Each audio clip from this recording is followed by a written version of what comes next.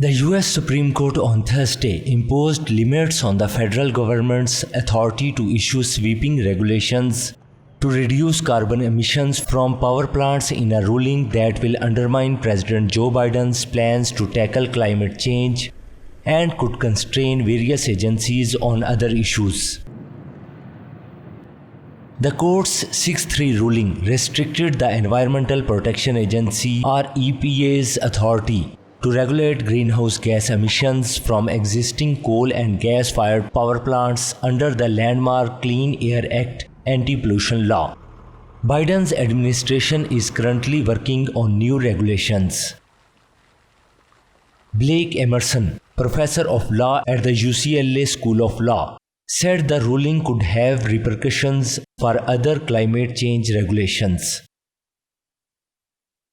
This ruling takes away one tool EPA has to address the rising temperatures that are caused by greenhouse gas emissions.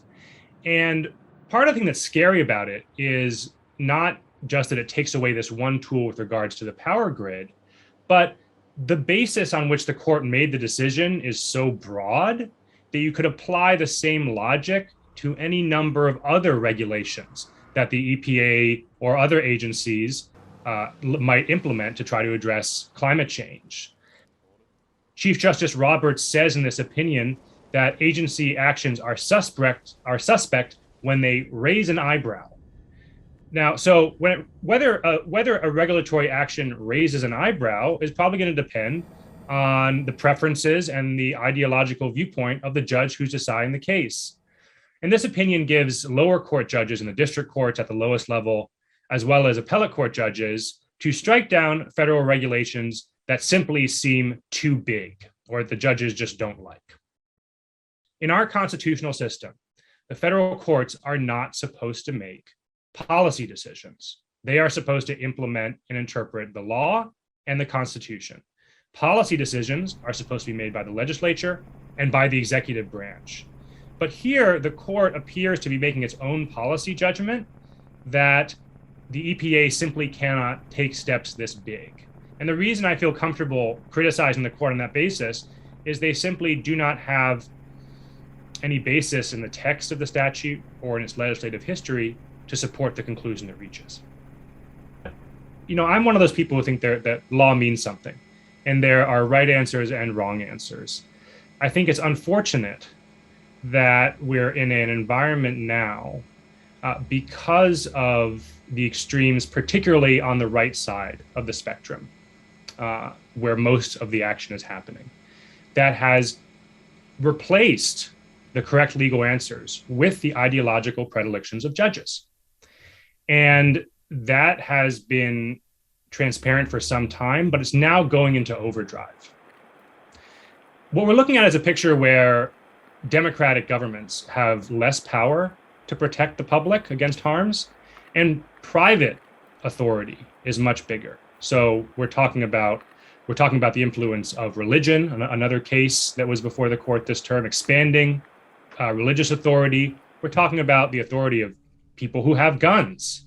And we're talking about the authority of large private firms who will be able to exercise arbitrary power, not only over their employees, but also over consumers, and may be able to harm the environment and public health and safety. United Nations spokesman said that US Supreme Court's ruling is a setback in fight against climate change.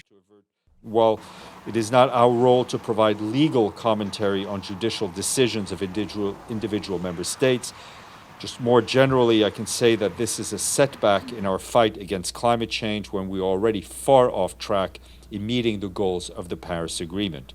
The Secretary General has said repeatedly that the G20 must lead the way in dramatically stepping up climate action. Decisions like today's in the US or any other major emitting economy makes it harder to meet the goals of the Paris Agreement for a healthy, livable planet, especially as we need to accelerate the phase out of coal and transition to renewable energies. But we also need to remember that an emergency as global in nature as climate change requires a global response, and the actions of a single nation should not and cannot make or break whether we reach our climate objectives. The court's 6 conservatives were in majority in the decision, authored by Chief Justice John Roberts, with the 3 liberals dissenting. The EPA and White House said that administration lawyers are analyzing the decision and seeking ways to address emissions under existing laws.